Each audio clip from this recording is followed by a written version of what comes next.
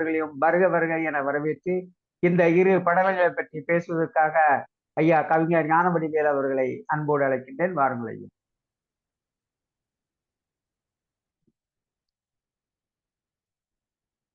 மகிழ்ச்சி, அருமை. ஐயா, நான் பேசுறது கேக்குதா?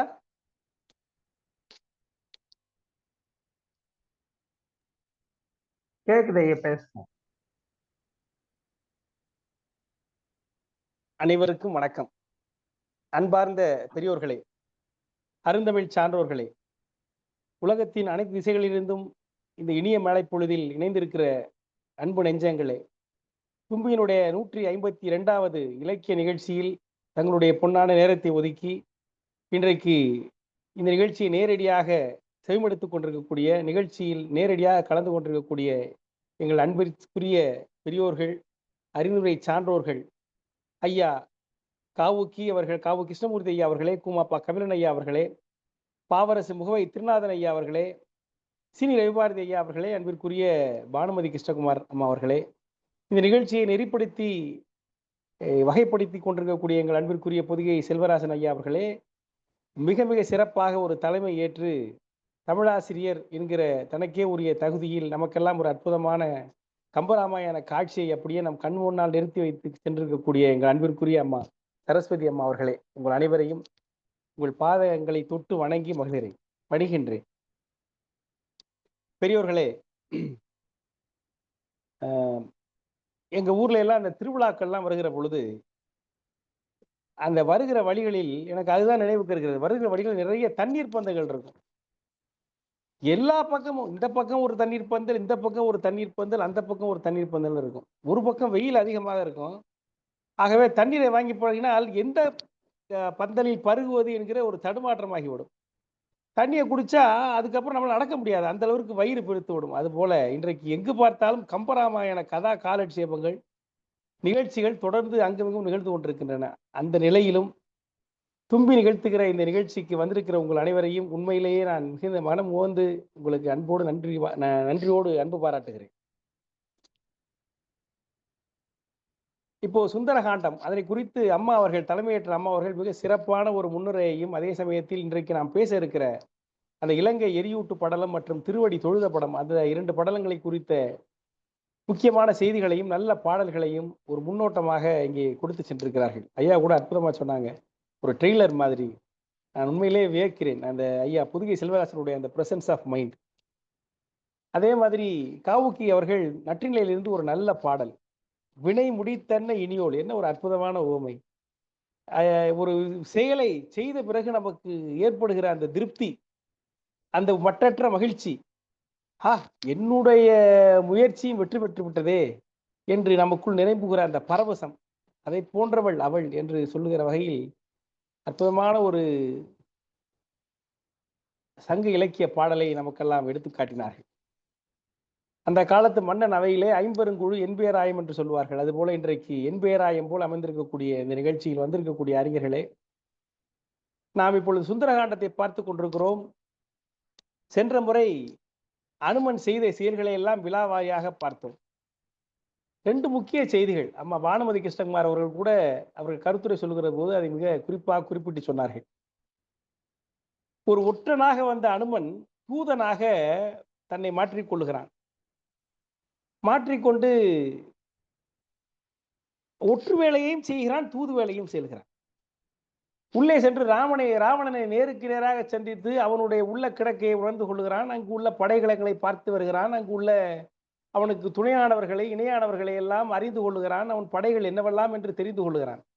ஒற்றனை போல, தூதனை போல அவனுக்கு நல்ல செய்தியை சொல்லுகிறான். எப்பா, நீ விட்டு சீதையை விட்டு பிழை என்று சொல்லுகிறான். ராவணன் கேட்பானா? பிழைப்போரோ கேடு சூழ்ந்தார் என்று கம்பர் எழுதுவார். அந்த மாதிரி புத்தி கெட்ட பிறகு நமக்கு எங்கே அது நல்ல புத்தி வரும்? ஆகவே அவன் என்ன செய்யறான்? வால்ல நெருப்ப வச்சு விடுறான். அந்த வாளை எடுத்து கொண்டு போய் பொன்னகர் மீது போக விட்டான் அனுமான். இந்த வாளை எடுத்து கொண்டு போய் பொன் நகர் மீது போக விட்டான். அங்கே எல்லா இடமும் பத்திக்கிட்டு எரிகிறது, வாளும் எரிகிறது. இதை கேட்கிற சீதை கவலைப்படுகிறாள். பிறகு அவள் ஒரு கற்பு தெய்வமாக மாறி அந்த கணலுக்கு ஆணையிடுகிறாள். நான் கற்புடையவள் என்று சொன்னால் அதற்கு நீ சாட்சி, அது உண்மையாக இருந்தால் குளிர்தி, அவனுக்கு அது குளிர்ச்சியை தர வேண்டும் இந்த தழல் என்று அவள் ஆணையிடுகிறாள். அந்த நெருப்பு குளிர்ந்து விடுகிறது. கம்பர் அழகாக சொன்னார், அந்த நெருப்பு மட்டுமா குளிர்ந்தது? இந்த பூமிக்கு நடுவிலே கனன்று கொண்டிருக்கக்கூடிய அந்த கனல், முனிவர்கள் எல்லாம் ஆங்காங்கே வேத குண்டங்களிலே எழுப்பி கொண்டிருக்கிறார்களே அந்த வேள்வி தீ, அந்த தீயில் உள்ள அந்த நெருப்பு எரிகிறது. ஆனால் அதில் வெம்மை இல்லை, வெப்பம் இல்லை, குளிர்ந்து விட்டன. அதுக்கு மேல ஒருபடி மேல போய் சொல்றாரு, சிவபெருமானுடைய நெற்றிக்கண்ல இருக்கே அந்த நெற்றிக்கண் பார்த்த பார்வையில் முப்புறத்தையும் எரித்த கண், மன்மதனை இருக்கிற இடம் இல்லாமல் அழித்த கண், சாம்பலாக்கிய கண், அந்த கண்ணினுடைய அந்த நெருப்பினுடைய வெம்மையும் போய்விட்டது, குளிர்ந்து விட்டது, ஐஸ் கட்டி மாதிரி ஆயிடுது என்று அம்பர் சொன்னார். அதெல்லாம் பார்த்தோம். பார்த்து விட்டு இவன் என்ன பண்ணுகிறான், அந்த இலங்கை அம்மா அவர்கள் அழகாக சொன்னார்கள், எப்படியெல்லாம் அந்த இலங்கை எரிந்தது என்று சொன்னார்கள். அதை எரிகிறான். இதற்கு பிறகு இலங்கை அங்கங்கே எரிந்து கொண்டிருக்கிறது என்பதோடு நிறுத்தணும். இதை பேசி முடித்தவுடன் எனக்கு ஒரு சந்தேகம் வந்தது. என்னடா எதையோ ஒன்று விட்டு போன மாதிரி இருக்கிறது என்று தோன்றியது. பிறகு யோசித்து பார்க்கிற பொழுது அது விடவில்லை. ஆனால் இதற்கு இணையான இன்னொரு காட்சி மக்கள் மத்தியில் மிக பிரபலமாக புழங்கிக் கொண்டிருக்கிறது. அது கம்பன் காட்டிய காட்சி அல்ல, ஆனால் கம்பனை மிஞ்சுகிற அளவில் ஒரு அற்புதமான காட்சி மக்கள் மத்தியிலே புழங்கிக் கொண்டிருக்கிறது என்பதை நினைத்து உண்மையிலேயே மகிழ்ந்தேன். அது என்ன காட்சினா, இந்த ராவணனை அனுமன் சந்திக்கிற பொழுது நீ யார் என்று கேட்கிறான். இவன் எல்லாத்தையும் சொல்லுகிறான். அதெல்லாம் பார்த்து நம்ம போன தடவை பார்த்து விட்டு நெருப்பு வைத்து விடுகிறார்கள். இது கம்பன் சொல்லுவது. ஆனால் அருணாச்சல கவிராயர் கம்பரையும் மீறுகிற அளவு ஒரு கற்பனை செய்து ஒரு அற்புதமான பாடலை போட்டிருக்கிறார். அப்ப சொல்லுவார், எங்க தாத்தா சின்ன பிள்ளைல எனக்கு சொன்னது ஞாபகம் இருக்கு, எனக்கு நான் நிறைய தடவை சொல்லியிருக்கேன். ஒரு கைத்து கட்டிலில் வானத்து நிலவை பார்த்து கொண்டு அவர் படுத்திருப்பார். அவர் மேனியிலே அவர் மேல ஒரு துண்டு போல என்னை தூக்கி போர்த்தி கொண்டு ராமாயண கதை சொல்லுவார். அப்படி சொல்லுகிற பொழுது அவர் முதல்ல சொன்ன பகுதி தான், ராவணன் அனுமனை பிடித்து கொண்டு போய்விடுவான். போய்விட்டு அந்த உயர்ந்த இடத்துல உட்கார்ந்திருப்பான் ராவணன். அவனுக்கு இணையான இருக்கை இல்லாமல் இருக்கிற அனுமன் தன் வாளை சுழற்றி கொண்டு ஒரு பெரிய இருக்கை போல் அமைத்து கொண்டு அதற்கு மேல போய் உட்காருவான் அப்படின்னு சொல்லும் போது நமக்கு அப்படியே ஒரு மாதிரி வித்தியாசமா இருக்கும். ஒரு பெரிய ஆர்வம் வந்துவிடும். அப்படிப்பட்ட கதைகள் எல்லாம் வெளியே விளங்குகின்றன. அதெல்லாம் கம்பராமாயணத்தில் இல்லை. அப்படி அந்த உரையாடலில் அற்புதமான ஒரு பாட்டை அருணாச்சல கவிராயர் போட்டிருக்கிறார். அந்த பாட்டை நான் பாடணும்னு நினைக்கிறேன்.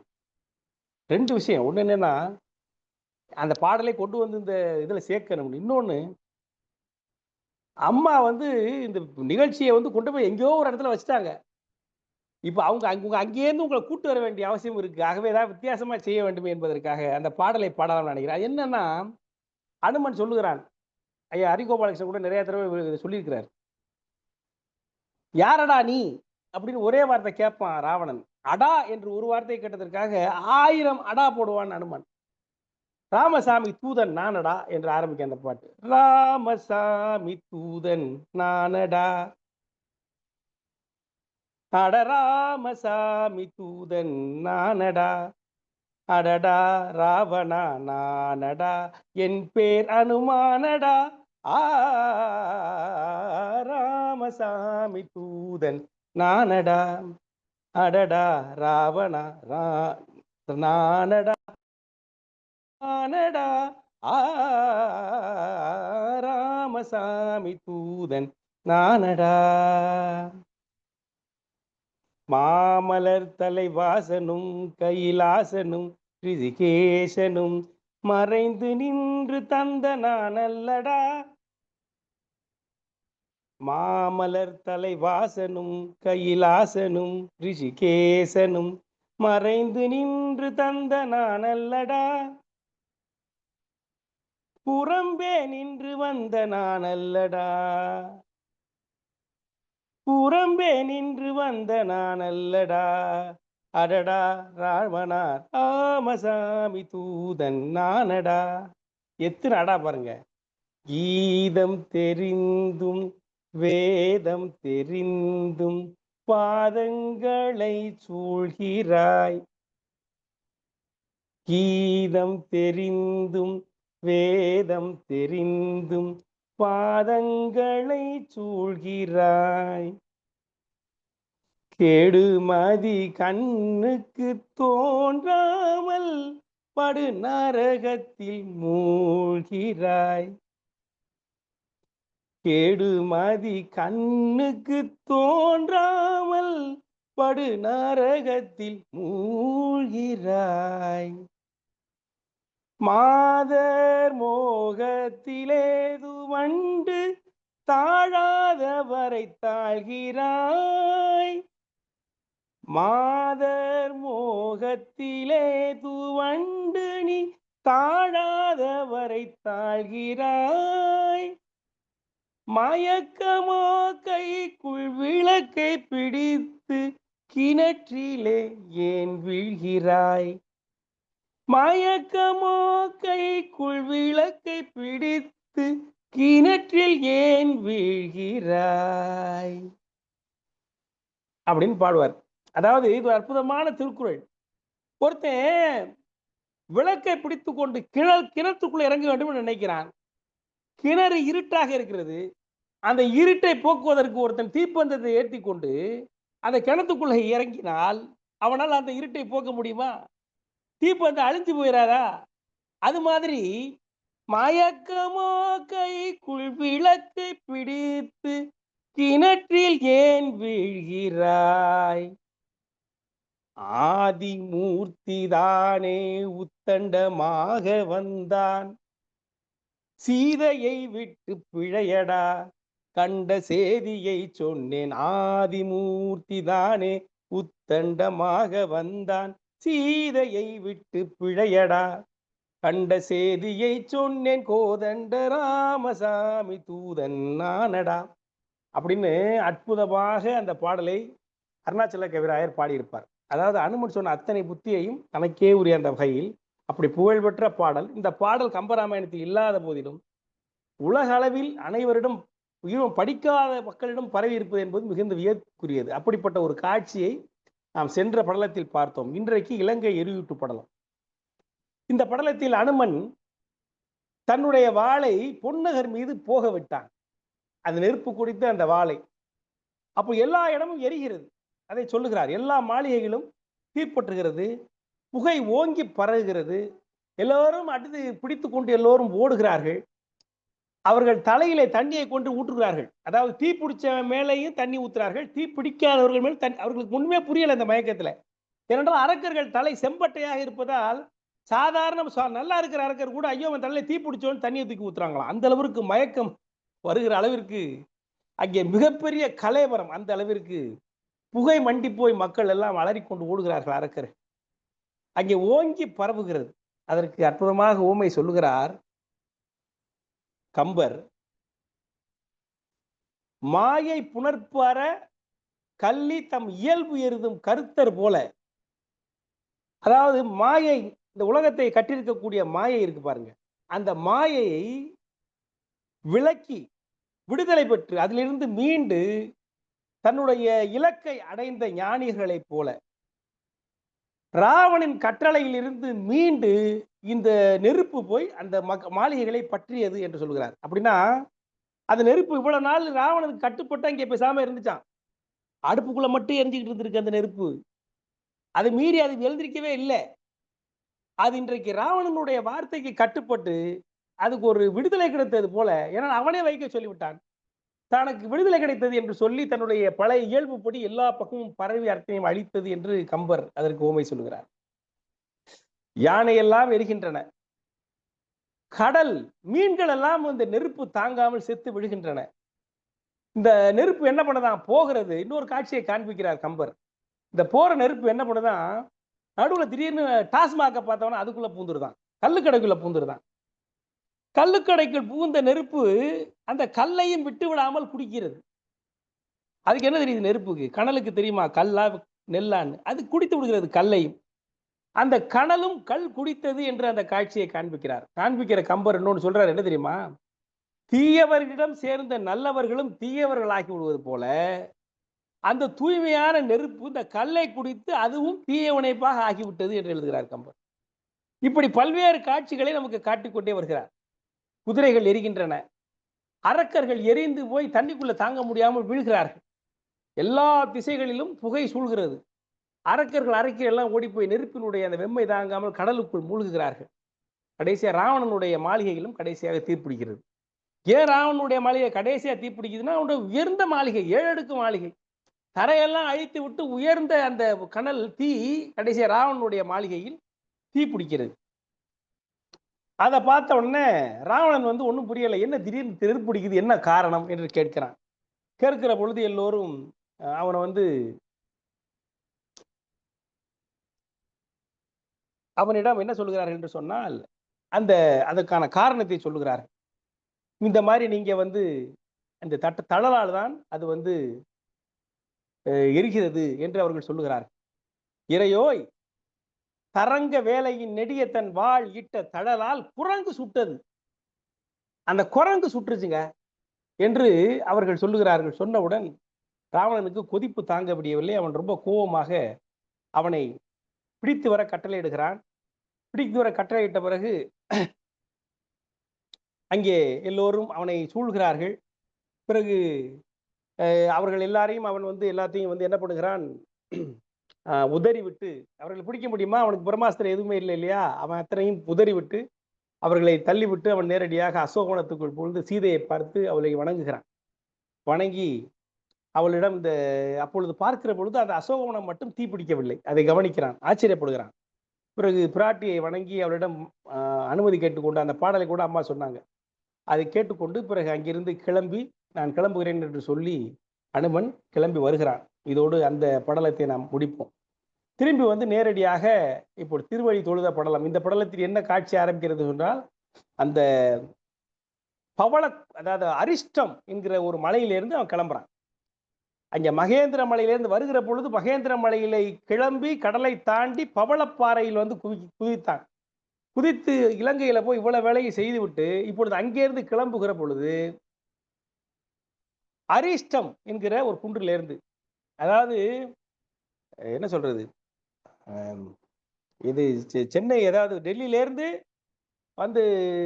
சென்னை ஏர்போர்ட்ல இறங்கி அப்படியே தமிழ்நாடு பூரா சுற்றி பார்த்துட்டு பெங்களூர் ஏர்போர்ட்லேருந்து ஏறி போகிற மாதிரி பவளக்கூன்றில் இறங்கி தன்னுடைய வேலையெல்லாம் செய்துவிட்டு அந்த அரிஷ்டம் என்கிற மலையிலிருந்து அவன் கிளம்பி போகிறான். போகிற பொழுது மைனாக மலை, நம்ம முன்னாடி குறிக்க வந்த மைனாக மலை அவனுக்கு உபசாரம் செய்வதற்காக எழுந்திருக்கிறது. அப்பொழுது அதுக்கு உபசார வார்த்தைகளை சொல்லி, எனக்கு வேலை இருக்கிறது அப்படின்னு சொல்லிட்டு அதிலிருந்து மீண்டு அதை சமாதானப்படுத்தி விட்டு மகேந்திர மலையை நோக்கி வருகிறான். அப்பொழுது வானர வீரர்கள் அம்மா அழகா சொன்னாங்க, அதை எல்லோரும் அப்படி பதைபதைத்து கொண்டு பார்த்து கொண்டிருந்தார்கள். ஒரே புகைமூட்டமாக தெரிகிறதே, போனவனை காணவில்லை என்று அற்புதமாக சொன்னார்கள். அந்த மாதிரி வைத்த வழி பார்த்த வழி பார்த்தபடி பூத்து இருக்க, வழிமேல் விழி வைத்தவர்கள் காத்திருக்க. அப்போ திடீர்னு இப்போ ஒரு அனுமன் வருகிறான். வந்த உடனே அவனுடைய முகத்தை பார்த்த உடனே அவங்களுக்கு எல்லாம் மகிழ்ச்சி. என்னன்னா, சரி அனுமன் ஏதோ பெரிய வேலையை முடித்து வந்திருக்கிறான், முகத்தில் திருப்தி தெரிகிறது என்று அவர்கள் உணர்ந்து கொள்கிறார்கள். உணர்ந்து கொண்டு அவனை அவர்கள் பார்த்து வரவேற்ற விதம் எப்படி, மகிழ்ந்த விதம் எப்படி இருக்கிறது என்பதற்கு அற்புதமான உவமை கம்பன் சொல்லுகிறான். அம்மா சொன்னாங்க, பாய்வரு நீலத்து ஆங்கன் இருந்தன பறவை பார்ப்பு தாய் வர கண்டதென்ன உவகையின் தளிர்த்தார்.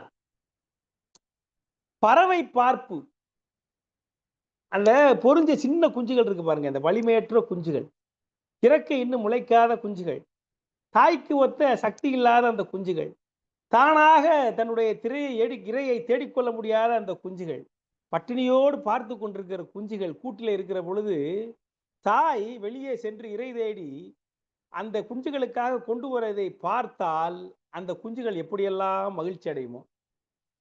தன்னை பாதுகாக்க தாய் வந்து விட்டால், தன் பசியை தீர்க்க தாய் வந்து விட்டால், தன்னுடைய எண்ணம் நிறைவேற்ற தாய் வந்து விட்டால் என்று எப்படி அந்த குஞ்சுகள் எப்படி குதூகலப்படுமோ, மகிழ்ச்சி படுமோ, அதுபோல அனுமனை கண்டு அங்கிருந்த மாணவர்கள் எல்லாரும் மகிழ்ந்தார்கள் என்று அற்புதமான ஓமை.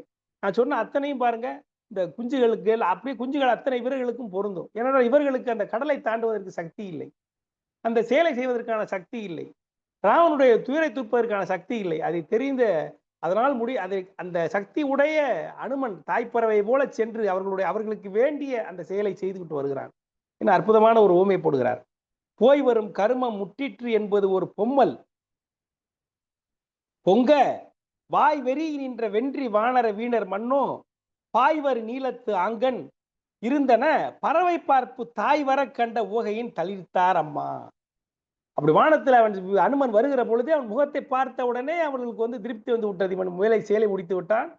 அவனை பார்ப்பதில் ஒரு மகிழ்ச்சி, அதே சமயத்தில் அவன் செயலை முடித்த அந்த திருப்தியை பார்த்ததும் அவர்களுக்கு மிகுந்த மகிழ்ச்சி என்று கம்பர் எழுதுகிறார்.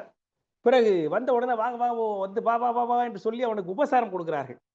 தேனொடு கிழங்கும் காயும் நரியன் அரிதின் தேடி மேல்முறை வைத்தோம் அண்ணல் நுகர்ந்தனை மெலிவு தீர்வு.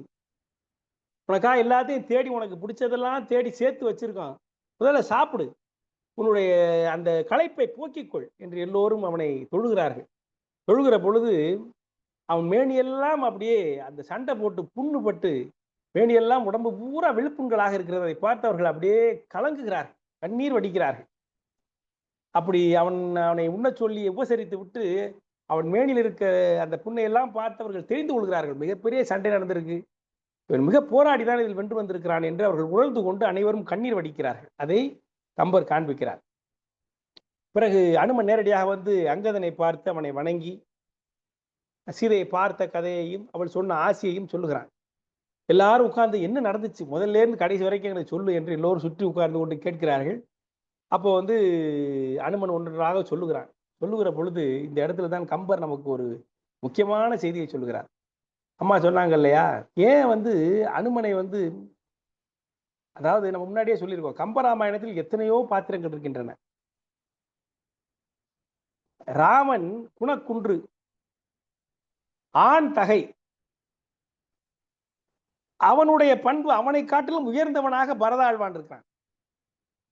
ராமனுக்கு இணையான வீரனாக லட்சுமணன் இருக்கிறான். எத்தனையோ பாத்திரங்கள். ஆனால் அவர்களெல்லாம் யாரும் கடவுளா கும்பிடுறதில்லை. ஏன் அனுமனை மட்டும் கும்பிடுகிறோம்? அதற்கு எண்ணற்ற அந்த அவனுடைய குணாதிசயங்கள், பண்புகள், அவனுடைய திறமைகள், எதையும் வெற்றிகரமாக செய்கிறவனுடைய ஆற்றல் அத்தனை. இவ்வளவு பெரிய கடலை தாண்டி போய் ராவணன்ட்ட சண்டை போட்டு இங்க வந்து அங்கதனை வணங்கி அவனுக்கிட்ட அந்த சொல்றான், அந்த பணிவு, அந்த பண்பு. அப்போ இங்க கம்பர் என்ன சொல்லுகிறார், இந்த பாடலில் காண்பிக்கிறார் எப்படி ஒரு மனுஷன் இருக்கணும் அப்படிங்கிறதுக்கு ஒரு எடுத்துக்காட்டாக இந்த பாட்டை நமக்கு வைத்திருக்கிறார். என்னன்னா, அனுமன் சொல்றான், எல்லாரும் சுத்துவது என்ன நடக்குது, என்ன நடந்தது என்று கேட்கிறார்கள். கேட்கிற பொழுது இவன் சொல்லுகிறான், ஆண் தகை யாரு? ராமனுக்கு இணையான ஆண் தகை அனுமன். ஆண் தகை தேவி உள்ளத்து அருந்தவம் அமைய சொல்லி, தேவி தன் உள்ளத்தில் அங்கே தவம் செய்து கொண்டிருக்கிறாள். அவள் இருக்கக்கூடிய அமைந்த தவத்தை சொல்லி, பூண்ட பேர் அடையாளம் கை கொன்றதும் புகன்று, அவளுடைய கையில் இருந்து அந்த சூடாமணி அதனை கை கொண்டதையும் புகன்று, போரில் நீண்ட வாழ் அரக்கரோடு நிகழ்ந்ததும் நெருப்பு சிந்தி மீண்டதும் விளம்பான் தான் தன் வென்றியை உரைப்ப வெல்கி என்று எழுதுகிறார். என்ன நடந்தது என்றெல்லாம் கேட்கிறப்போ விழாவாரியா சொல்றாரு. என்ன சொல்றாருன்னா, சீதை எப்படியெல்லாம் துன்பப்படுகிறாள், எப்படி தூயவளாக இருக்கிறாள், தவம் செய்து கொண்டிருக்கிறாள் என்பதெல்லாம் சொல்றான். அதே சமயத்தில் அவளிடம் அந்த அடையாளத்தை பெற்றுக் கொண்டதெல்லாம் சொல்லுகிறான். ஆனால் எதை சொல்லவில்லை?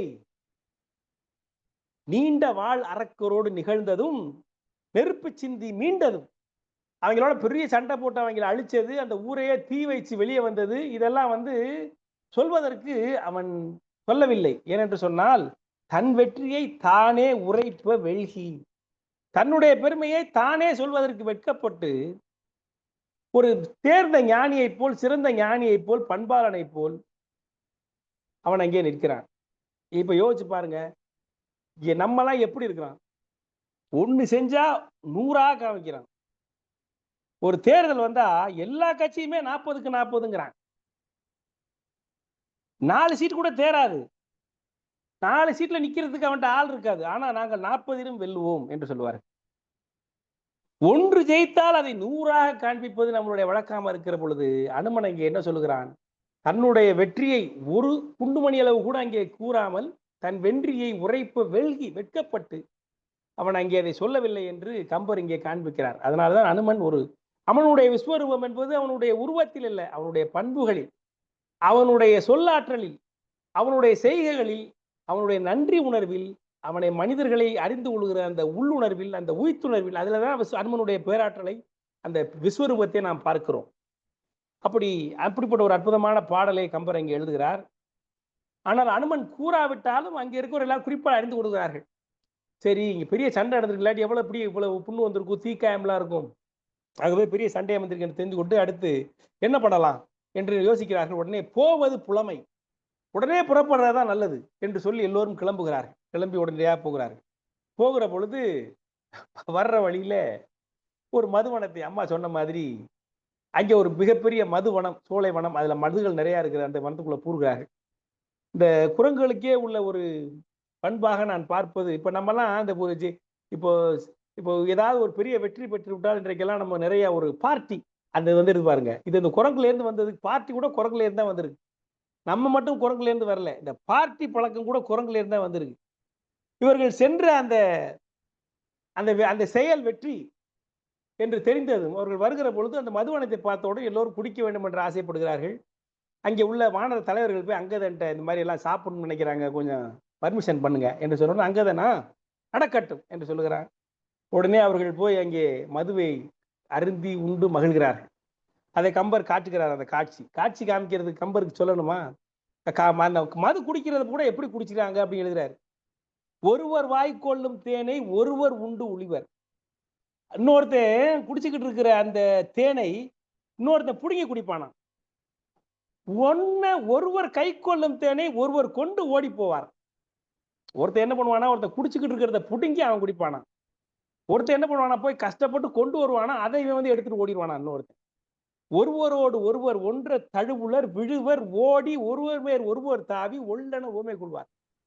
கட்டி புரண்டு ஒருத்தன் ஓடி ஒருத்த மேல ஒருத்தன் விழுந்து இப்படியெல்லாம் அவர்கள் சந்தோஷப்பட்டார்கள் அந்த மதுவை அறிந்து என்று கம்பர் காட்டுகிறார். இவங்க போட்ட அந்த அட்டகாசத்துல என்ன ஆச்சுன்னா, அந்த மதுவனம் ரொம்ப அழிந்து போய்விடுகிறது. அதனுடைய தலைவனாகிய ததிமுகன், அம்மா சொன்னாங்க இல்லையா, அந்த ததிமுகன் அப்படியே திகைச்சு போயிடுறான். என்னடா திடீர்னு ஒரு குடும்பம், ஒரு குரங்கு கூட்டம் எதுவுமே கூட்டமா வந்தா நம்மளால தாங்க முடியாது. கரையான் கூட்டமா வந்தா கதவே காணாம பண்ணிடுது. ஒரு காலத்துல பாகிஸ்தான்ல இருந்து இந்த ஒரு சில பூச்சிகள், அது ஏதோ ஒரு பூச்சி, அந்த பூச்சிகள் படையெடுத்து பஞ்சாபில் உள்ள அந்த விவசாய நிலங்கள்லாம் மொத்தமா அழிஞ்சு போச்சு. எவையுமே கூட்டமா வந்து அப்படி குரங்குகள் கூட்டமா வந்தோட கோயம்புத்தூர் சைட்ல எல்லாம் பாத்தீங்கன்னா யானைகள் திடீர்னு வந்துச்சுன்னா அந்த அந்த வயல்கள் எல்லாம் சின்னபனமாக்கி விடும். குரங்குகள் திடீர்னு இந்த மதுவனத்தை இப்படி சின்னவனமாய் படுத்துகிறது என்று சொல்லக்கூடிய அந்த நிலையில் அந்த ததிமுகன் சண்டைக்கு வருகிறான். அங்கதான் தலைவன், அவன் தானே பர்மிஷன் கொடுத்துருக்கான். அவனோட சண்டை போட்டு அவனை ஒண்ணு இல்லைன்னு ஆக்கிடுறான். இப்ப அலறி அடிச்சுட்டு நேரா ஓடி போய் என்ன பண்ணுகிறான், நேரா போயிட்டு சுக்ரீவன்ட்ட போறான். இவங்க சுக்ரீவனுடைய பாடைகள், சரி இவன் நம்ம நேரா போய் அவங்க ராஜாவிட்ட சொல்லுவோம்னு சொல்லிட்டு இவன் அங்க ததிமுகன் அவன் அடிபட்ட ஓடி போய் சுக்ரீவன்ட்ட சொல்றான். சுக்ரீவன்ட்ட சொன்ன உடனே சுக்ரீவன் சிரிக்கிறான். ஏன் சிரிக்கிறான் என்று சொன்னால், இந்த மாதிரி குரங்கு உங்க கூட்டம், உங்க கேடர்ஸ், உங்களுடைய கட்சி உறுப்பினர்கள் எல்லாம் எங்க ஏரியாவில் பிரச்சனை பண்றாங்க, என்னுடைய மதுவெல்லாம் காலி பண்ணிட்டாங்க அப்படின்னு சொல்லுகிற பொழுது உடனே சுக்ரீவன் அந்த குறிப்பால் உணர்ந்து கொள்கிறான். ஆஹா, அப்ப நல்ல செய்தி தான். சந்தோஷத்துலதான் நம்ம ஆளுங்க அப்படி பண்ணுவாங்க. அப்ப ஏதோ ஒரு நல்ல செய்தி கிடைத்திருக்கிறது, ஆகவே அவர்கள் மகிழ்ச்சியில் கூத்தாடுகிறார்கள் என்று சொல்லி உணர்ந்து ராமனுக்கும் அதை உணர்த்தி அந்த ததிமுகனை சமாதானப்படுத்தி, போய் எல்லாம் நம்ம ஆளுங்க தான் பார்த்துக்குவோம், உனக்கு நஷ்டஈடு நான் கொடுத்துறேன் என்று சொல்லி அவனை அனுப்பி விடுகிறான். அவன் உடனே அங்கிருந்து திரும்பி அங்கதனை பார்த்து வணங்கி மகிழ்ந்து 2 பேரும் ஒன்னாயிடுறாங்க. சண்டை போட்டவங்க சேர்ந்துடுறாங்க. சரி, ஏதோ முக்கியமா உங்களுடைய ஏதோ செயலில் வெற்றி பெற்றிருக்கீங்க, உங்க ராஜா உங்களுமே கோச்சிக்கலங்க, சந்தோஷப்படுறாரு என்று சொல்லி அவர்கள் ஒன்று சேர்ந்து விடுகிறார்கள். பிறகு அவர்கள் எல்லாம் கிளம்பி வருகிறார்கள். அப்படி கிளம்பி வருகிற பொழுது உடனே எல்லாரும் சேர்ந்து அனுமனை முதலில் அனுப்புகிறார்கள். நீ முதல்ல போய் தகவலை சொல்லிடுறாங்க என்று சொல்லி. இப்பொழுது அனுமன் இங்கே வருகிறான். இனிமேதான் அந்த நாடகம். அம்மா முக்கியமான பகுதிகள்லாம் சொன்னாங்க. அந்த நாடகம் இனிமேதான் ஒரு துவங்குது. அந்த அனுமன் வருகிறான்.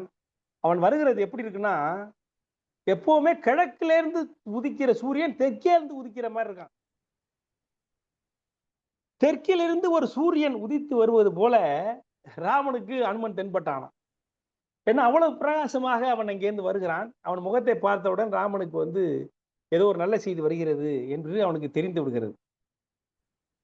வந்த அனுமன் நேரா வந்து இறங்கி ராமனை பார்த்து வணங்காமல் தான் திரும்பி வந்த ஒரு யூ டர்ன் அடிச்சு தான் திரும்பி வந்த தென் திசையை நோக்கி வணங்குகிறான்.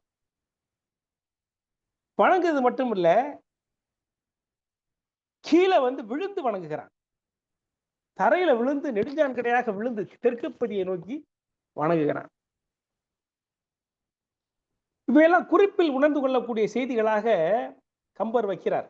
ரொம்ப நுட்பமான காட்சி. எய்தினன் அனுமனும் எய்தி ஏந்தல் தன் மொய்கழல் தொழுகினன். வந்த அனுமன் கடவுளுடைய ராமனுடைய அவனுடைய பாதங்களை பணியவில்லை. முளறி நீங்கிய தையலை நோக்கிய தலையன்.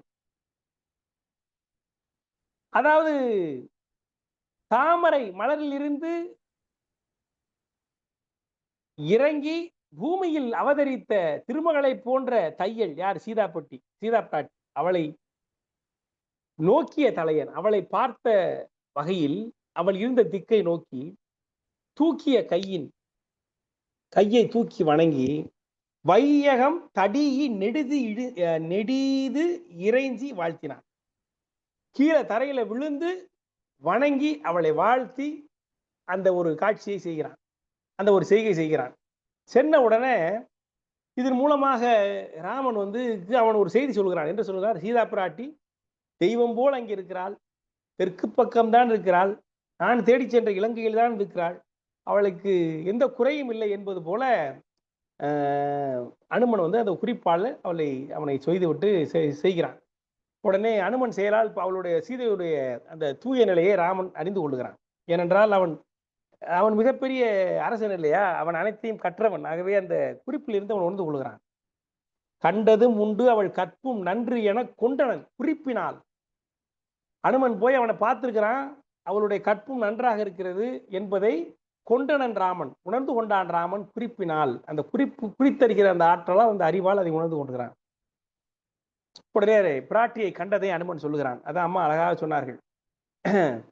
நேற்று ஐயா சொன்னாங்க நேற்று, அந்த அண்ணலும் நோக்கினான் அவளும் நோக்கினான்ங்கிறத அகில உலகத்துக்கும் தெரிந்த ஒரு பாட்டுன்னு சொன்னார். அதே மாதிரி இன்னொரு பாட்டு, இந்த பாட்டு கண்டனன் கற்பினுக்கு அணியை, இதுவும் அகில உலகத்துக்கும் தெரிந்த ஒரு பாடல் தான். அந்த பாடலை இங்கே சொல்லுகிறார் கம்பர். கண்டனன் கற்பினுக்கு அணியை கண்களால் தென்திரை அலைகடல் இலங்கை தென்னகர் அண்டர் நாயக இனி துரத்தி ஐயமும் பண்டு உள்ள துயரும் என்று அனுமன் பண்ணுவான். என்ன சொல்லுகிறான்? நான் பார்த்தேன், கற்பினுக்கு அணியை பார்த்தேன், கற்புக்கு அடையாளமாக, கற்பிற்கு ஒரு அணிகலனாக விளங்கக்கூடிய சீதையை பார்த்தேன், கண்களால் பார்த்தேன். எங்கே பார்த்தேன்? தென்திரை அலைகடல் இலங்கை தென்னகர். ஏன்னா தெற்க நோக்கி பல ஊரையும் பார்த்துட்டு போறாங்கல்ல. ஆகவே எங்கே பார்த்தேன் என்று சொல்கிறார். தென்கடல், தென்திரை அலைகடல் இலங்கை தென்னகர் அண்டர் நாயக, உலக நாயகா. உலக நாயகர் முதல் ராமன் தான், இப்ப கமலஹாசன் இல்லை. அண்டர் நாயக இனி துரத்தி ஐயமும் பண்டு உள்ள துயரும். அந்த சந்தேகம், உனக்குள்ள ஒரு சந்தேகம் இருக்கு, என்ன கண்டிஷன்ல இருப்பா சீதை அங்கிற சந்தேகம் இருக்கு. இனி துரத்தி, சந்தேகத்தை விடு, பண்டு உள்ள துயரும், உன்னை ரொம்ப நாளா உன் மனசுக்குள்ள இருக்கக்கூடிய அந்த கவலை, மனைவியை பிறந்த கவலை, அதையும் துரத்தி என்று சொல்லுகிறான். இதுல என்ன ஒரு நிறைய நயங்கள் சொல்லுவாங்க இல்லையா. சீதையை கண்டேன், இது வந்து வால்மீகியில் என்ன சொல்றாங்கன்னா திருஷ்டா சீதா. அந்த சொல்லுகிற பொழுது வால்மீகியில வந்து என்ன எழுதுறான், வந்த உடனே திருஷ்டா சீதா, கண்டேன் சீதையை என்று சொல்லுவதாக வால்மீகி சொல்லுகிறது. ஆனால் கம்பன் அந்த சீதை என்கிற வார்த்தையே போடாமல் கற்பினுக்கு அணிகை என்று போட்டு விட்டான். அப்ப என்ன, சீதையையும் பார்த்தேன், அவளை கற்புள்ளவளாக பார்த்தேன் என்பதையும் போடுகிறான். அதான் கம்பனுடைய அது அற்புதமான சிறப்பு. கண்டனன் கற்பினுக்கு அணியை என்று சொல்கிற பொழுது வால்மீகியை காட்டிலும் மிக உயர்ந்த நிலையிலே கம்பன் அதை சொல்லிவிட்டான். ஆகவே அந்த துயர் ஐயம் அத்தனையும் நீங்கு என்பதை அந்த முதல் 2 சொற்களிலேயே சொல்லிவிட்டான். அப்புறம் கண்களால் என்று சொல்லுகிறான். கண்களால்னா கண்ணில் தானே முதல்ல கண்டனன் சொல்கிற பொழுதே கண்களால் தானே பார்க்க முடியும், வேற என்ன காதாலையா பார்க்க முடியும்? கண்டனன் கற்பினுக்கு அணியை அப்படின்னா கண்ணால தான் பார்த்து கற்பினுக்கு அணியை பார்த்திருக்க முடியும் சொல்லிட்டான். அப்புறம் எதுக்கு தேவையில்லாம கண்களால் பார்க்காமல் என்ன காதிலா பார்ப்பார்கள்? இல்லை. அவன் கண்களால் என்று சொன்னால் அவன் சீதையின் கண்களால் அதை பார்த்தான். இவன் போய் பார்க்கிற பொழுது, சீதையை பார்க்கிற பொழுது ஒரு கற்பினுக்கு அணியை பார்க்கிறான். அந்த கற்பினுக்கு அணியைங்கிறது இவனுக்கு அனுமனுக்கு எப்படி தெரியும்? ஒரு பொண்ணை பார்க்கிறோம்ங்க, பார்த்த உடனே அவ கற்புள்ளவள்னு எப்படி நமக்கு தெரியும்? அவளுடைய அந்த பாடி லாங்குவேஜ், அவள் இருக்கக்கூடிய நிலைமை, அதை பார்த்து தான் நம்ம தெரிஞ்சு கொள்ள முடியும். ஆனால் இன்னும் முக்கியமா இது பார்க்கும்போது எது மூலமா தெரிந்து கொள்ள முடியும்? அவர்களுடைய கண்களால் காட்டும். அடுத்தது காட்டும் பளிங்கு போல் உள்ளம் கடுத்தது காட்டும் முகம். அவளுடைய முகம், அந்த முகத்தில் உள்ள கண்கள், அந்த கண்களே அவனுக்கு சொல்லுகிறது இவள் தான் அவள் எவ்வளவு கற்புடையவள் என்பது சொல்லுகிறது. அப்படி கலங்கி போய் நிற்கிறாள், அவள் அழுது கொண்டிருக்கிறாள். ஆகவே அவள் கண்களால் நான் பார்த்தேன், அவள் கற்பினுக்கு அணி என்று நான் பார்த்தேன். நீ என்னை தனியாக கூட்டு போய் ஏகப்பட்ட லிஸ்ட் கொடுத்த, எங்க வீட்டுல தனியாக கூட்டு போய் மளிகை ஜாமான் கொடுக்குற மாதிரி, மஞ்சள் கடுகு சீரகம் சோம்பு கொடுக்குற மாதிரி ராமர் தனியாக கூட்டு போயிட்டு சீதையினுடைய அங்க அடையாளங்கள்லாம் சொல்லுவார். அவ கண்ணு இப்படி இருக்கும், காது இப்படி இருக்கும், தோள்கள் இப்படி இருக்கும், தனங்கள் இப்படி இருக்கும், இடை இப்படி இருக்கும்லாம் சொல்லுவார். ஆனா அந்த எதுவுமே அங்கே யூஸ் ஆகல. ஏனென்றால் அவள் அந்த நிலையிலேயே இல்லை. அவள் உருகி போயிருக்கிறாள், ஒடிந்து நொறுங்கி போயிருக்கிறாள். அந்த அடையாளங்கள் எதையுமே அவளால் கண்டுபிடிக்க முடியவில்லை. ஆனால் அவள் கண்களில் நான் பார்த்தேன் அவளுடைய கற்பை. கண்டனன் கற்பினுக்கு அணியை கண்களால், சீதையின் கண்களால்.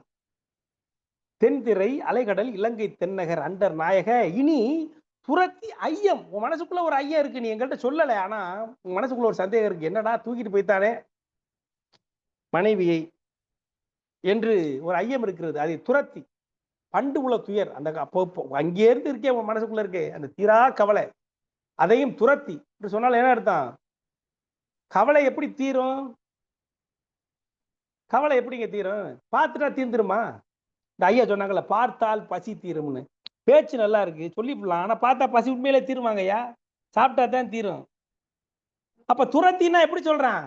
அந்த துரத்திங்கிற ஒரு வார்த்தையில சொல்றான், நீ ஒன்றும் கவலைப்படாத, நான் போய் பார்த்தேன், அந்த ராஜாவெல்லாம் பார்த்துட்டேன், படையெல்லாம் பார்த்துட்டேன், அவங்க எல்லாரையும் காலி பண்ற கண்டிஷன்ல தான் இருக்காங்க. நீனும் நானும் போய் சேர்ந்து நம்மலாம் ஒன்னா சேர்ந்து அவங்கள ஒழிச்சிடலாம். ஆகவே உன் problem solved, it is over. துரத்தி, உன்னுடைய ஐயத்தையும் துரத்தி இதையும் துரத்தி. இல்லைன்னா என்ன சொல்லியிருப்பாரு அவனவர் நான் பார்த்தேன் இருக்காங்க, அடுத்து நீங்க என்ன பண்ணணும், we have to think about it, என்ன பண்ணணும்னு யோசிக்கணும் என்று சொல்லியிருப்பான். ஆனா அனுமன் முடிவே பண்ணி விட்டான், நீமே உன்னுடைய துயர் ஒழிந்தது, உன் கவலை தீர்ந்தது. கருணை காட்டுகிற கடவுளுக்கே கருணை காட்டுகிறான் அனுமன் இங்க. ஆகவே அவன் டிசைட் பண்ணி சொல்லிடுறான், இவன் எல்லாத்தையும் பார்த்துட்டு வந்துட்டான், அவனுக்கு நம்பிக்கை வந்துருச்சு. என் ஒருவனால் இத்தனை பேர் அழிக்கும் என்று சொன்னால் அண்டர் நாயகன் இவன் கையில் சில வில்லால் இவன் எத்தனை பேரை கொல்ல முடியும்? ஆகவே உன் துயர் துரத்தி என்று சொல்கிறான். அற்புதமான ஒரு பாட்டு. இந்த ஒரு பாட்டிலே உட்கார்ந்துக்கலாம் ஒரு மணி நேரம். திருஷ்டா சீதா என்று வால்மீகி சொன்னான். சீதையை கண்டேன், சீதையை கண்டேன், சீதைன்னு இவர் சொல்லலை கம்பர்.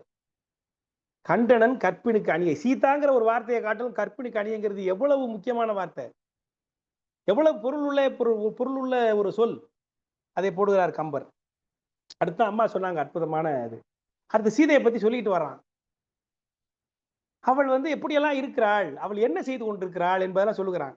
அவன் என்ன சொல்லுகிறா, நீ என்கிட்ட சொல்லி அனுப்புறப்போ என்ன சொல்லி அனுப்பிச்ச, என் மனைவி என்ன கண்டிஷன்ல இருக்கான்னு பார்த்துட்டு வான்னு சொன்னேன். அங்கே போய் பார்த்தா நான் என்னப்பா நீ பாய் தானப்பா சொன்னேன் என்கிட்டங்கிற மாதிரி சொல்றார் அன்பர். உன் பெருந்தேவி என்னும் உரிமைக்கும் உன்னை பெற்ற மண் பெரும் அருகி என்னும் வாய்மைக்கும் மிதிலை மன்னன் தன் பெரும் தனைய என்னும் தகைமைக்கும் தலைமை சான்றாள். அவ உன் மனைவியாக மட்டும் அங்கே இல்லப்பா, அவள் உன்னை பெற்றாரே அப்பா, அவருடைய மருமகள் என்கிற அந்த பீடோடும் அந்த பெருமையோடும் இன்னும் அங்கே இருக்கிறாள். தன்னை பெற்றாலே, தன்னை பெற்றுக் கொடுத்த சனகன் அவனுடைய பெருமையும் காப்பாற்றுபவளாக அங்கே இருக்கிறாள். இன்னைக்கு எவ்வளவோ பெண்கள் இருக்கிறார்கள், 3 வீட்லயும் நல்ல பேர் வாங்கின பெண்கள் இருக்கிறார்களா? கணவன்ட்டையும் நல்ல பேர் வாங்கணும், மாமியாரிடமும் நல்ல பேர் வாங்க வேண்டும், தகப்பனிடமும் நல்ல பேர் வாங்க வேண்டும். இப்படி எந்த பேர் இருக்காங்க? இந்த 3லயும் பரீட்சை வச்சா 30 மார்க் சில பேர் வாங்குவாங்க, 60 மார்க் வாங்குவாங்க. 90 மார்க் வாங்கினது, 100 மார்க் வாங்கினது சீதை தான்.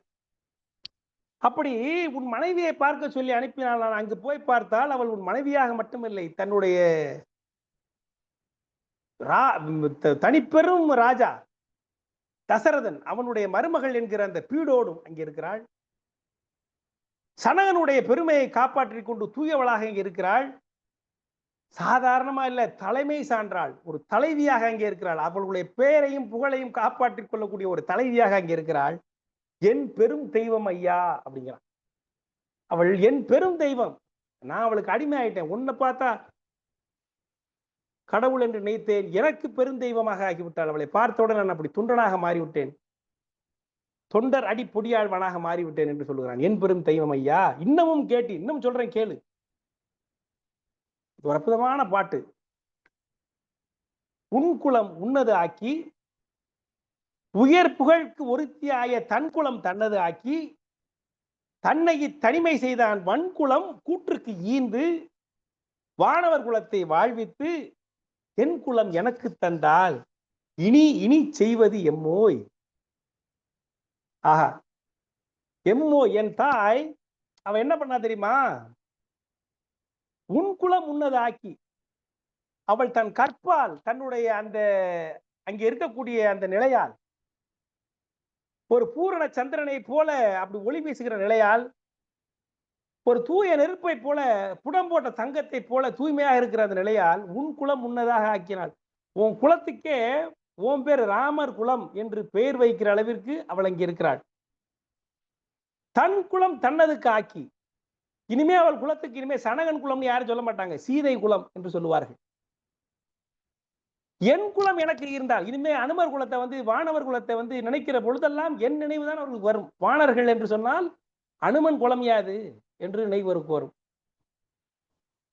அப்போ தன்னை தூக்கிட்டு போனான் ராவணன், அவன் குலத்தை என்ன பண்ணான்னா கூற்றுக்கு ஈர்ந்து, அவன் குலத்தை அப்படியே பூண்டோடு அப்படியே எவனுக்கு கொடுத்து, இப்படி எல்லாத்தையும் அவ செய்கிறாள். அங்கே அவள் குலத்தை அவளுக்கு கொடுத்து, உன் குலத்தை உன் பெயர் நிற்குமாறு உனக்கு கொடுத்து, என் குலத்தை என் பெயர் நிற்குமாறு, என் இனத்திற்கு நானே முதல்வன் என்பது போல என் பெயர் நிற்குமாறு எனக்கு நிலைநாட்டி, தன்னை இந்த படாத பாடுபடுத்திய, தன்னை தனிமை செய்தான் வன்குலம் கூற்றுக்கு ஈந்து, என்னை தனிமையில் வைத்தானே அந்த ராவணன், அவனுடைய அரக்கர் குலத்தை கூற்றுக்கு அழித்து, வானரர் குலத்தை வாழ்வித்து, வானவர் குலத்தை வாழ்வித்து, தேவர் குலத்தை வாழ்வித்து, இத்தனையும் அவள் செய்து கொண்டிருக்கிறாள். அங்கே ஒரு மனுஷன், அதாவது வையத்துள் வாழ்வாங்கு வாழ்பவர் வானுரையும் தெய்வத்துள் வைக்கப்படும், அதெல்லாம் அந்த கதை 2000 வருஷத்துக்கு முன்னாடி கதை. இன்னைக்கு என்ன தெரியுமா கதை? ஒரு வையத்துள் ஒருத்தன் வாழ்வாங்கு வாழ்ந்தான் என்று சொன்னால் அவன் என் குலம் என்று போற்றப்படும். அதான் இன்னைக்கு பாரதிதாசனை முதலியார் என்று சொல்லிவிட்டார்கள், மகாத்மா காந்தியை வாணிய செட்டியார் என்று சொல்லிவிட்டார்கள். இன்னைக்கு ஒருத்த பார்த்து, அதாவது இப்போ எல்லாருக்கும் வஉசியை பிள்ளைமார் என்று சொல்லிவிட்டார்கள். அப்போ வையத்துள் வாழ்வாங்கு வாழ்பவன் அவன் என் குலம் என்று சொல்லப்படும். அதான் இன்னைக்கு இருக்கக்கூடிய குறள், இன்னைக்கு பொருந்தக்கூடிய குறள். அப்படி ஒருவன் அவன் குலத்துக்கு அவன் தான் அடையாளம் என்று சொல்லுகிற அளவிற்கு, எங்கள் குலத்தை எங்களுக்கு எனக்கு கொடுத்தால் உன் குலத்தை உனக்கு அவதாயா கொடுத்தா, வானர்களுக்கு வாழ்வை கொடுத்தால் தன்னை தனிமை செய்த அந்த அரக்கனுக்கு அவன் குலத்தை கூற்றுக்கு கொடுக்கிறாள் என்று சொல்லி அவள் இருக்கிற நிலையை புகழ்கிறான். அப்படி அவள் அற்புதமாக புகழ்கிறான் கம்பன். ஏனென்றால் ஒரு குலத்தின் பெருமை ஒரு பெண்ணின் கையில் தான் இருக்கிறது. அந்த அந்த பெருமையை அவள் நிலையாட்டுக் கொண்டிருக்கிறாள் என்று சொல்லுகிறான். அப்புறம் அற்புதமா சொல்றான், விட்பெரும் தடந்தோள் வீர வீங்கு நீர் இலங்கை வெட்பில், அந்த இலங்கை தீவில் நட்பெருந்தவத்தலாய நங்கையை கண்டேன் அல்லன். தவம் செய்யக்கூடிய ஒரு பெண்ணை நான் பார்க்கலப்பா. இப்பிறப்பு என்று ஒன்றும், இரும்பொறை என்பது ஒன்றும், கற்பு என்னும் பெயரது ஒன்றும் களிநடம் புரிய கண்டேன். கம்பன் விளையாடுகிறான். அப்படியே நான் அங்கே போய் சீதை என்கிற பெண்ணை பார்க்கிற பொழுது அவள் ஒரு தவம் செய்கிறவளை போல அவள் இல்லை. ஆனால் இங்கே என்ன பார்த்தேன் அவகிட்ட என்று சொன்னால், இல் பிறப்பு என்று ஒண்ணும், ஒரு குடும்பத்திற்குரிய ஒரு பெண் எப்படி இருக்க வேண்டுமோ, ஒரு இல்லறத்துக்குரிய ஒரு பெண் எப்படி இருக்க வேண்டுமோ, ஒரு பெண் பிறப்பெடுத்தால் எப்படி இருப்பாளோ அவளை போன்ற ஒருத்தியையும், இரும்பொறை,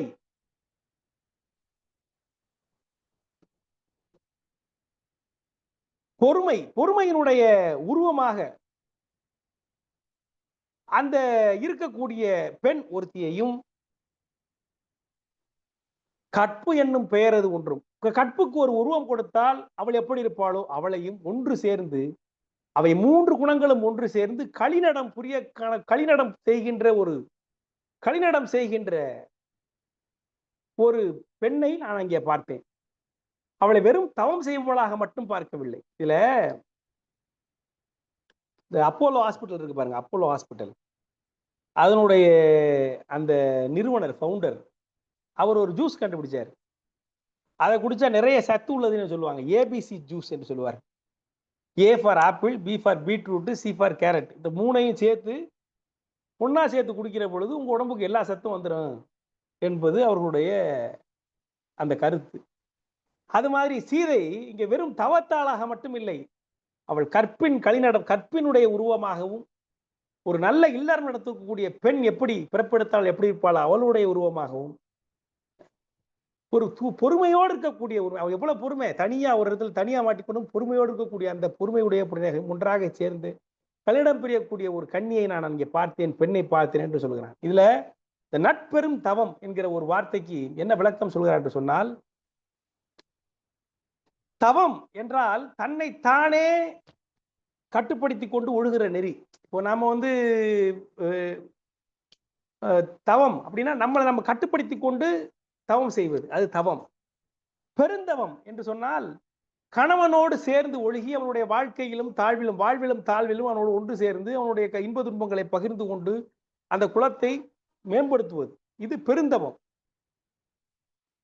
நட்பெருந்தவம் என்று சொன்னால் தன்னை பிறர் துன்புறுத்துகிற நிலைமையிலும் தன்னுடைய நிலை பிறளாது, தனது குடிமை, பொறுமை, கற்பு ஆகியவற்றுக்கு குறைவு நேராது தன்னை காத்து கொண்டு இருக்கிற அந்த தன்மை.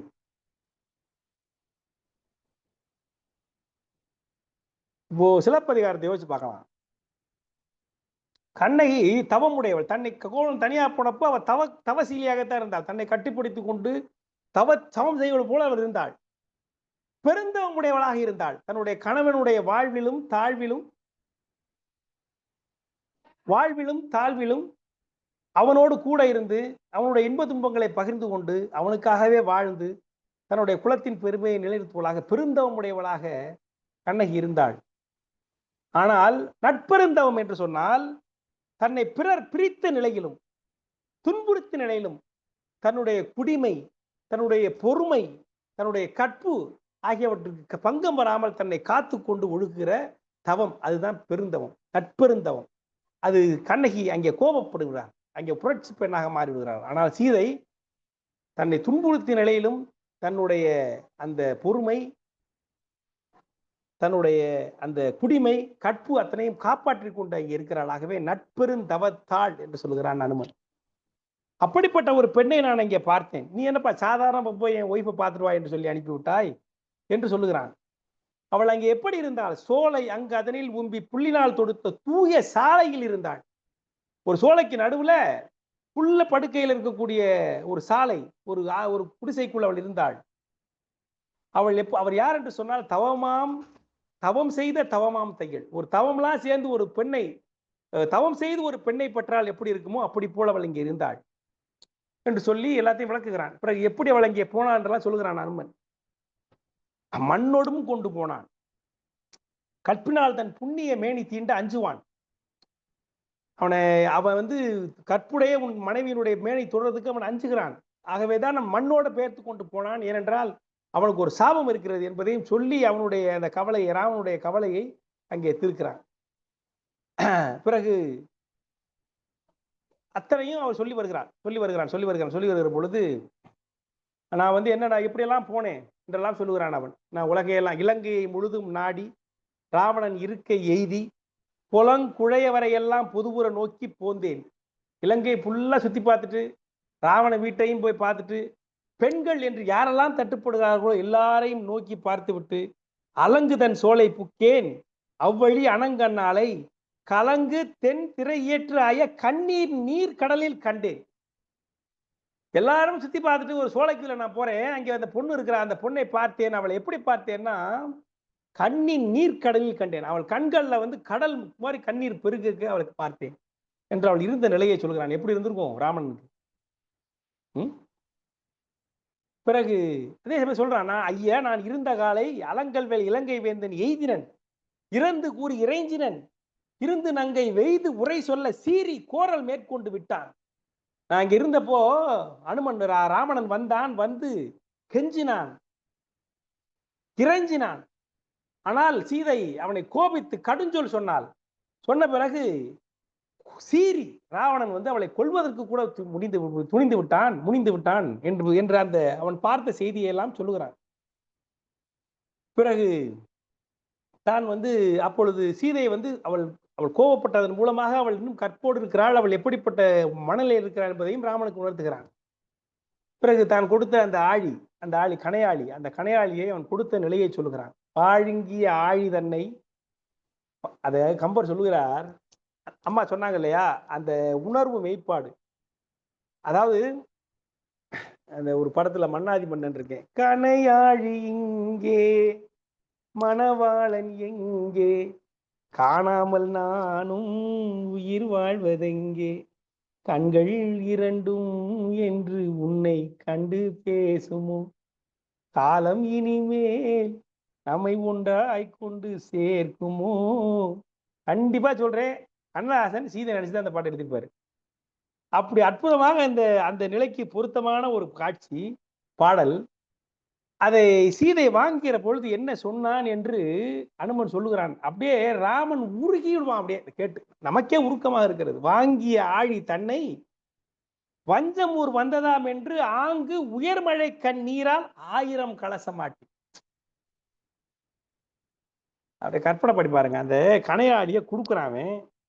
வாங்கும் பொழுது சீதை ராஜா இங்கேயா வந்த, இந்த அரக்கர் குலம் இருக்கக்கூடிய இந்த பாவப்பட்ட பூமியிலேயா நீ வந்த, வஞ்சமூர் வந்ததாம், வஞ்சகர் இருக்கக்கூடிய இந்த ஊருக்கா நீ வந்த, அந்த கணையாளியை கணவனாக பார்க்கிறாள், இங்கே நீ வந்து விட்டாயே என்று சொல்லி அந்த அந்த அந்த அந்த அந்த என்ன சொல்றது, அந்த அசுத்தம், அதாவது அந்த அவள் அந்த கணையாளியினுடைய அந்த நிலையை போக்க அவ என்ன பண்றாளாம், ஆங்கு உயர் மழை கண்ணீரால், கண்ணில இருந்து மழை போல நீரை ஒளிசி பெருக்கி 1000 கலசமாட்டி 1000 குடம் கண்ணீரை பிடிச்சி அந்த கணையாளியை கழுவுறாளாம். ஏன்னா அந்த வஞ்சகர்கள் இருக்க ஒரு ஊருக்கு தூயவன் மாயோன் ராமன் அவன் மேனியில் அடைந்திருந்த அந்த கணையாளி விட்டதே, அந்த கணையாளி அசுத்தமாக்கி விட்டதே, அதை தூய்மைப்படுத்த வேண்டும் என்பதற்கு அந்த தேவி என்ன செய்கிறாள், தன் கண்களில் இருந்து 1000 குடம் கண்ணீரை கொட்டி அந்த கணையாளியை கழுவினாலப்பா என்று சொல்கிறான். இதை கேட்டவனை எப்படி இருந்திருக்கும் ராவனுக்கு? ஆங்கு உயர் மழை கண் நீரால் 1000 கலசம் ஆட்டி ஏங்கினள் இருந்ததனால் இயம்பலல், அவளால் பேச முடியவில்லை. எய்த்த மேனி வீங்கினள், அது ஒடுங்கி போயிருந்த அந்த மேனி அந்த பூரிப்பில் அவளுக்கு வீங்கினள். வியந்தது அல்லால் இமைத்திரல், அவள் கண்ணை சிவிட்ட கூட இல்லை, அப்படியே பார்த்து கொண்டே இருந்தாள். உயிர்ப்பு விண்டாள், பெருமூச்சு விட்டாள் என்று அவள் பட்ட பாட்டை அந்த கணையாளியை பார்த்தவுடன் செய்த அவளுடைய உணர்ச்சி, அந்த ஓகையில் அவளுடைய உள்ளம், அவள் உடல் மொழிகளை அங்கே அற்புதமாக மொழிபெயர்க்கிறான் அனுமன். பிறகு சொல்லுகிறான், இங்கு உள்ள தன்மை எல்லாம் இயைபுல இயையை கேட்டால் அங்கு உள்ள தன்மை எல்லாம் அடியேற்றி அறிய சொன்னாள். இங்க என்ன நடந்தது, எப்படி நடந்தது எல்லாத்தையும் கேட்டுக்கிட்டா, அங்கே என்ன இருக்கு, எப்படி இருக்கு, என்ன கண்டிஷன் என்கிறதெல்லாம் என்கிட்ட சொன்னாள். கடைசியா ஒண்ணு சொன்னாங்க ஐயா, என்னன்னா, திங்கள் ஒன்று இருப்பேன் திருவுளம் தீர்ந்த பின்னை மங்குவன் உயிரோடு என்று உன் மலரடி சென்னி வைத்தாள். இன்னும் ஒரு திங்கள் இங்கே உயிரோடு இருப்பேன், அதற்கு பிறகு இல்லை என்றால் மங்குவேன், நான் இறந்து விடுவேன் என்று சொல்லி அங்கிருந்தவாறே நீ இருக்கிற திசையை நோக்கி மலர்க்களம் தொழுதாள், உன் திருவடிகளை நினைத்து கும்பிடுவது போல கும்பிட்டாள் என்று சொல்லுகிறான். உடனே கொட்டி விட்டு இந்த அவள் அம்மா கொடுத்த அந்த சிசா பிராட்டி கொடுத்த சூடாமணியை ராமனிடம் கொடுக்குறான். ஐயா அம்மா சொன்னாங்க, அற்புதமா சொன்னாங்க. அதை பார்த்த உடனே இவர் படுகிற பாட்டையும் அப்படியே நமக்கு படம் பிடித்து காட்டுகிறான் கம்பன். பொடிந்த உரோமம் மயிர் கூர்ச்செறிஞ்சிருச்சு அவனுக்கு. போந்து பொழிந்தன கண்ணீர், பொங்கி துடித்தன மார்பும் தோளும், தோன்றிய வியர்வின் துள்ளி மடித்தது மணிவாய். ஆமா ஆமா ஆமா. அப்படி அவர் சீதையினுடைய அந்த துயரை நினைக்கிற பொழுது அவனுக்கு அப்படியே உள்ளம் பொங்குகிறது, அந்த கோபம் வருகிறது, அழுகை வருகிறது. அந்த அழுகையை அழுகக்கூடாது எல்லாரும் முன்னாடி என்பதற்காக உதட்டை கடித்துக் கொள்கிறான் என்று காண்பிக்கிறார். ரோமம் பொடித்தன, கண்ணீர் போந்து பொழிந்தன, தோளும் பொங்கி தொடித்தன, வியர்வையின் துள்ளி தோன்றின, மணிவாய் மடித்தது, ஆவி வருவது போல ஆகி மேனி தடித்தது என்னே, தன்மை தேர்வார் யார் உள்ளர். அவனுடைய அந்த பட்ட பாட்டை சொல்வதற்கு யாராலப்பா முடியும் என்று கம்பனே கருதுகிறான், எழுதுகிறான். அந்த சமயத்துல அங்கதன் எல்லோரும் வந்து சேர்கிறார்கள். சேர்ந்து அதுக்கு மேல என்ன செய்யறது என்று எல்லோரும் யோசிக்கிறார்கள். சுக்ரீவனுடைய கட்டளைப்படி எல்லோரும் சரி உடனடியாக தாமதிக்காமல் கிளம்ப வேண்டும், ஒரு திங்கள் என்று சொல்லி அவர்கள் எல்லாம் கிளம்புகிறார்கள். படைகள் எல்லாம் கூட்டிக் கொண்டு இனி முன்னாள் போ என்று சொல்லி நீலனை அனுப்புகிறார் ராமர். அனுமன் ராமனை தன் தோள் மேல் ஏற்றிக் கொள்கிறான். அங்கதன் தோள் மேல் இலக்குமன் ஏறிக்கொள்கிறான். பிறகு அங்கே மலைகளை எல்லாம் தாண்டி வானசேனை செல்லுகிறார்கள். செல்லுகிற வழியில் அனுமன் இலங்கையிலே தான் பார்த்த செய்திகளை எல்லாம் சொல்லிக்கொண்டே வருகிறான். அத்தனை பேரும் கேட்டுக்கொண்டே வருகிறார்கள். வந்து நேராக 12 நாட்கள் பயணப்பட்டு தென் திசை பறவை கண்டார். தென் பக்கம் தென்புறத்தில் உள்ள கடலை பார்க்கிறார்கள். கடல் பகுதி ராமேஸ்வரம் அங்கே சேருகிறார்கள் என்பதோடு இந்த திருவடி தொழுத படலம் நிறைவு பெறுகிறது. திருவடி அம்மா சொன்ன மாதிரி ராமனுடைய திருவடியை தொழுவதற்கு முன்பாக அவன் சீதையினுடைய திருவடியை தொழுகிறான். அதுதான் நம்முடைய முக்கியமான செய்தி. அப்படி ராமனுடைய துயர், ஐயமும் துயரும் புரத்தி என்று ராமனுக்கே அபயம் அளித்த அனுமனுடைய அந்த படலம், அந்த செயல்கள், அந்த செய்திகள் நிரம்பிய இந்த படலங்களை நாம் இப்பொழுது பார்த்தோம். இதுகாரும் அடியனுடைய உரையை செய்முடித்த உங்கள் அனைவருக்கும் நன்றி பாராட்டுகிறேன். நன்றி, வணக்கம்.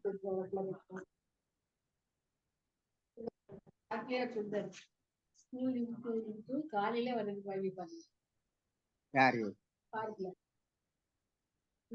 ஐயா வாங்க.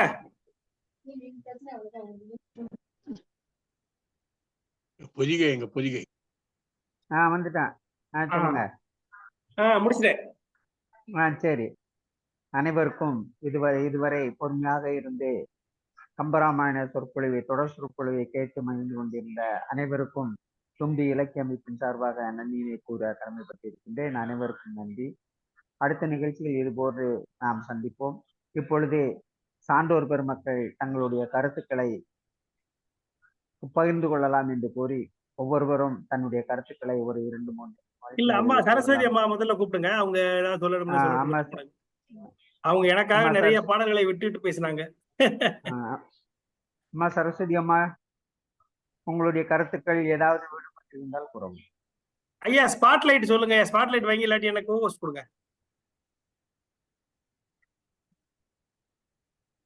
ஐயா வணக்கம். ஐயா வணக்கம், சொல்லுங்க. அம்மா பேசுங்க.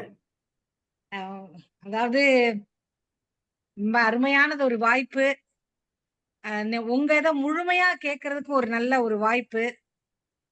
ஒவ்வொரு இடத்துலயுமே அற்புதமா நிறைய ஆதாரங்களை எடுத்து, குறிப்பா மக்கள் மத்தியில அருணாச்சல கவிராயர் வழியாக வந்த பாடல்கள் எந்த அளவுக்கு நிலைநாட்டப்பட்டன அப்படிங்கிறதையும் எடுத்து சொன்னீங்க. அப்புறம் உணர்வு அப்படிங்கிற வகையிலையும் நிறைய ஆதாரப்படுத்தி பேசியிருக்கிறீங்க. அதனால ஒவ்வொரு இடத்துலயுமே ஆழமா உணர்வு ரீதியா உள்வாங்கிறதுக்கான அத்தனை தகுதிகளையும் நீங்க கொடுத்திருக்கிறீங்க. இது தொடரணும்.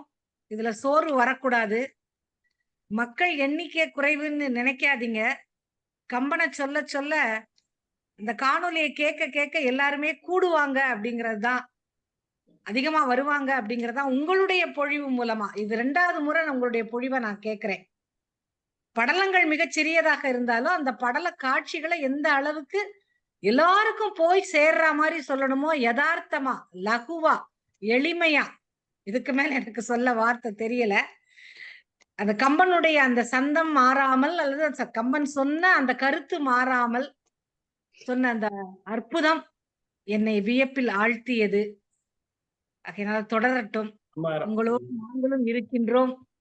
எங்களுக்கும் வாய்ப்பு தாருங்கள் என்று சொல்லி மகிழ்கின்றேன். வணக்கம். அம்மா ரொம்ப நன்றிப்பா. குறிப்பிட்ட அதாவது ரொம்ப ஐயா சொன்ன மாதிரி 2 நாளுக்கு முன்புதான் உங்களை தொடர்பு கொண்டேன். உடனடியா இதே மலர்ந்த முகத்தோடு திறந்த இதயத்தோடு நீங்கள் அதை ஏற்றுக்கொண்டு வந்து சிறப்பித்தமைக்கு ரொம்ப நன்றி. மிகச் சிறப்பு. ரொம்ப ரொம்ப நன்றி. வணக்கம்.